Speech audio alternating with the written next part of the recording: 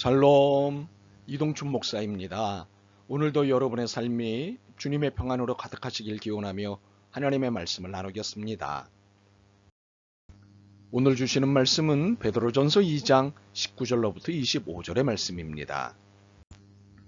부당하게 고난을 받아도 하나님을 생각함으로 슬픔을 참으면 이는 아름다우나 죄가 있어 매를 맞고 참으면 무슨 칭찬이 있으리요. 그러나 선을 행함으로 고난을 받고 참으면 이는 하나님 앞에 아름다우니라. 이를 위하여 너희가 부르심을 받았으니 그리스도도 너희를 위하여 고난을 받으사 너희에게 본을 끼쳐 그 자취를 따라오게 하려 하셨느니라. 그는 죄를 범하지 아니하시고 그 입에 거짓도 없으시며 욕을 당하시되 맞대어 욕하지 아니하시고 고난을 당하시되 위협하지 아니하시고 오직 공의로 심판하시는 이에게 부탁하시며 친히 나무에 달려 그 몸으로 우리 죄를 담당하셨으니 이는 우리로 죄에 대하여 죽고 의에 대하여 살게 하려 하심이라. 그가 채찍에 맞음으로 너희는 나음을 얻었나니 너희가 전에는 양과 같이 길을 잃었더니 이제는 너희 영혼의 목자와 감독 되신 이에게 돌아왔느니라. 아멘. 베드로전서 2장 19절로부터 25절 말씀을 본문으로 고난의 성전에서 경배하라 는 제목으로 말씀을 나누도록 하겠습니다. 기독교는 종교교육의 전통을 계승 발전시켜 나가고 있는 중입니다. 종교교육의 핵심은 개혁입니다.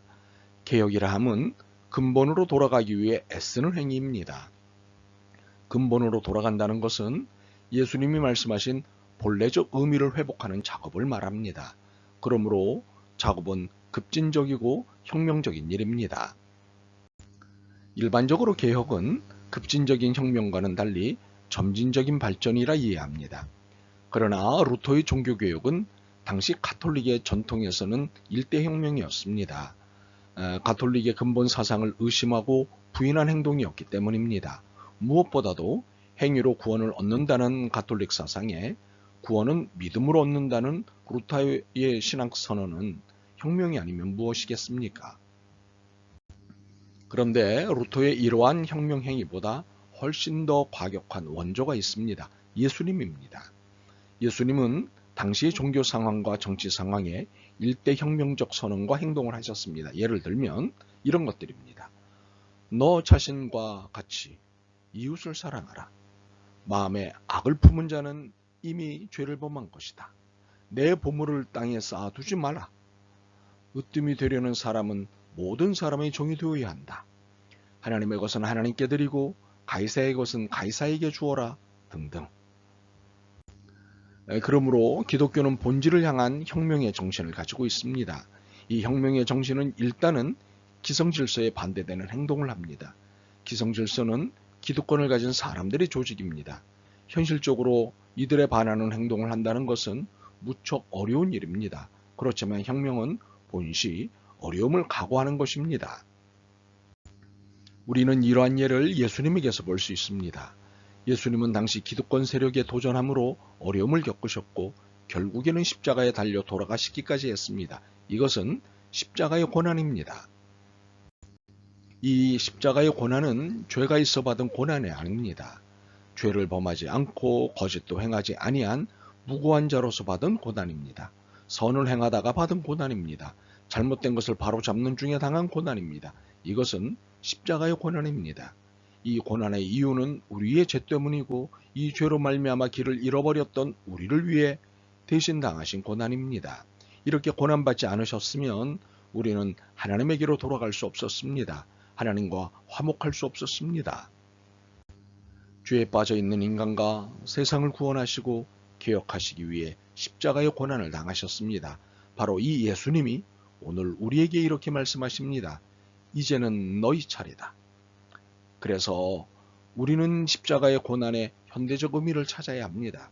그렇다면 십자가 고난의 현대적 의미는 무엇일까요? 첫째, 예수님을 따르는 사람은 누구든 십자가의 고난을 각오해야 한다는 사실입니다. 고난을 각오하지 않는 기독교 신앙은 잘못된 신앙이고 편의주의적 신앙입니다. 그래서 기독교는 많은 핍박과 순교자의 피로 얼룩진 역사를 갖고 있습니다. 많은 고난에도 굴하지 않고 승리하여 나온 기독교입니다. 그러므로 고난은 기독교를 지탱하는 힘입니다. 이에 설명하는 기독교의 불행한 역사가 있습니다.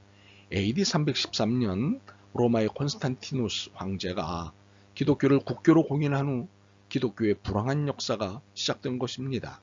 고난이라고 하는 외부적 자극이 없어지자 편안해진 기독교, 치밀하고 긴박한 성찰의 기회를 성실한 기독교는 나태해지고 부패되고 말았습니다. 도시에 사는 어느 분이 시골의 정서를 느끼고 싶어서 알람 시계 대신 닭 울음을 이용하겠다고 생각했습니다. 그래서 시골장에 가서 암탉과 수탉 한 쌍을 사왔습니다. 기대를 갖고 다음날을 기다렸습니다. 그런데 해가 중천에 떴는데도 닭이 울지를 않는 것이었습니다. 그래서 처음에는 적응 기간이 필요한가 보다라고 생각했습니다. 그런데 일주일이 지나고 한 달이 지나도 닭이 울지를 않는 것이었습니다.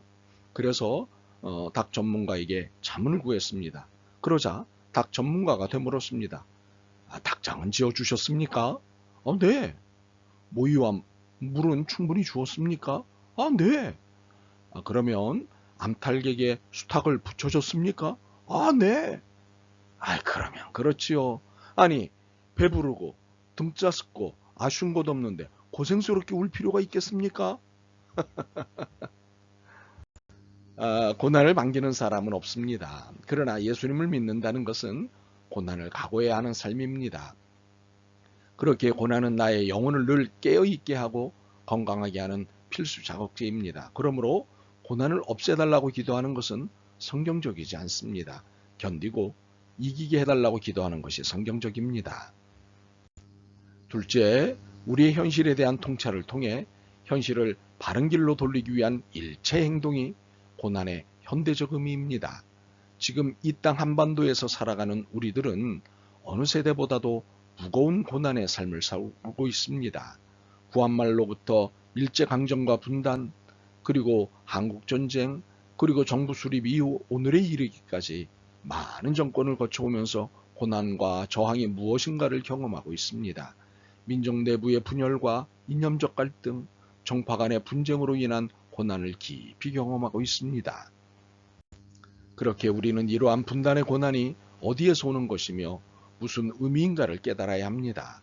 그래서 가진 자와 갖지 못한 자, 외형상의 정상인과 장애인, 지배하는 인간들과 지배당하고 착취당하는 사람들, 계층 간의 갈등과 고난 등을 어떻게 극복하며 해결할 것인가에 대한 신앙적 답을 내놓아야 합니다. 예수님은 고난을 자처하심으로 고난당하는 자들을 위로하시고 그 문제를 해결해 주셨기 때문입니다. 교회는 북한 동포의 고난, 이웃이 당하는 억압과 불이익, 장애로 인하여 심신의 고통을 감수하는 형제들의 고난을 함께하고 나누어야 합니다. 기쁨을 나누면 배가 커지고 고난을 함께 나누면 반으로 줄어든다는 사실을 기억하면서 말입니다. 사실 우리가 고난에 참여한다는 것은 특별한 은혜입니다. 고난을 받지 않고 타자의 고난에 동참하지 않고는 그리스도의 마음을 알 수가 없고 그리스도의 길을 걷는다고 할 수 없습니다. 예수님의 사랑의 깊이와 높이와 넓이를 체험하는 길은 타자의 고난을 내 것으로 받아들이고 함께 아파할 때입니다. 24절입니다. 친히 나무에 달려 그 몸으로 우리 죄를 담당하셨으니 이는 우리로 죄에 대하여 죽고 의에 대하여 살게 하려 하심이라. 그가 책찍에 맞음으로 너희는 나음을 얻었나니. 하나님을 정말 올바르게 경배하고자 하는 자들은 고난의 성전에서 경배하지 않으면 안 됩니다. 고난을 모르고 고난을 싫어하는 것은 참된 신앙이 아닙니다.